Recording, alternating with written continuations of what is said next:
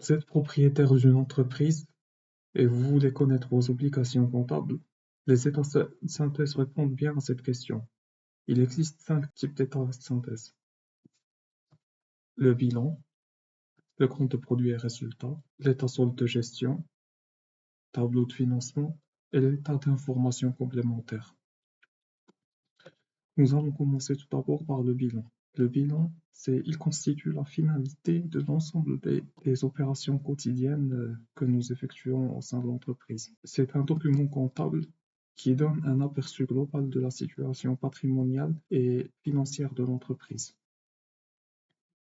Nous allons l'examiner selon 2 types d'approches, l'approche patrimoniale et l'approche fonctionnelle. Nous avons l'approche patrimoniale, elle classifie les éléments du bilan selon leur nature juridique et selon leur durée. Il répartit l'actif selon sa durée. L'actif immobilisé, c'est pour une durée de plus d'1 an.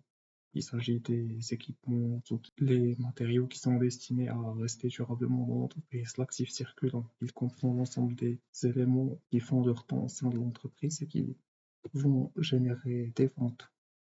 La trésorerie active, elle découle de l'activité de l'entreprise. En gros, selon l'approche patrimoniale, l'actif est ce que possède l'entreprise.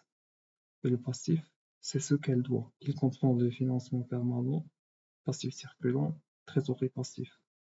Et selon l'approche fonctionnelle, elle appréhende le bilan selon différents cycles. Le cycle de financement, voici le cycle de financement, le cycle d'investissement, d'exploitation, et nous avons la trésorerie. Et c'est un cycle perpétuel. Le cycle de financement, il comprend quoi?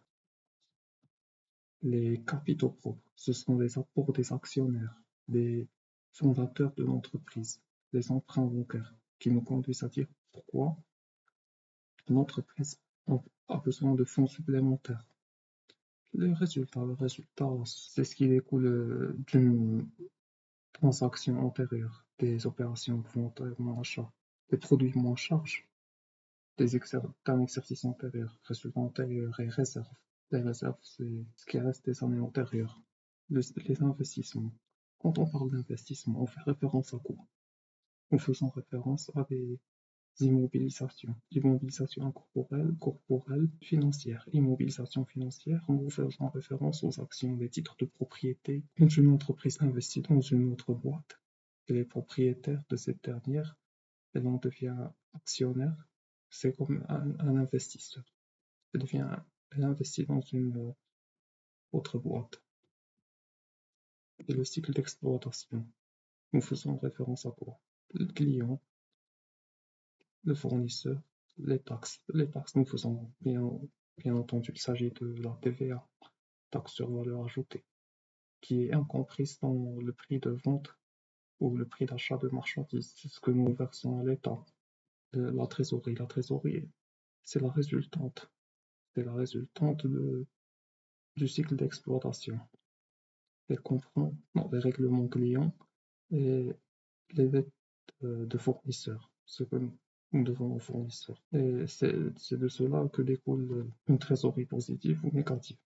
Et quand on a un excédent de trésorerie, il faut le placer dans des titres et valeurs de placement, des bons de trésor. Le but, c'est de fructifier cet excédent, car il est dormant d'un sommeil éternel à la banque, plus il perd de la valeur. Il est consommé par l'inflation. L'inflation le consume. Donc, pour qu'il préserve sa valeur, il faut le faire fructifier à travers des bons de trésor. Il y a également le résultat. Le résultat, c'est la différence entre les produits et charges. Lors de l'Assemblée générale, les actionnaires décident ou non de réinjecter ce résultat dans les capitaux propres, ou bien de le verser sous forme de dividendes aux actionnaires. Bon, cela appartient c'est ce que nous aurons le privilège de voir, Inch'Allah, dans la série de comptabilité des sociétés. Bon, pour récapituler, le financement permanent, le cycle de financement. Il y a le financement permanent qui finance l'actif immobilisé. L'actif immobilisé, il comprend l'ensemble des moyens de production, les machines, les équipements. C'est pourquoi ils existent.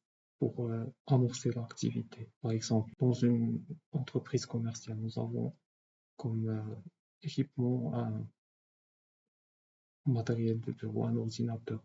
Le but, c'est à travers cet ordinateur, nous gérons les stocks des marchandises.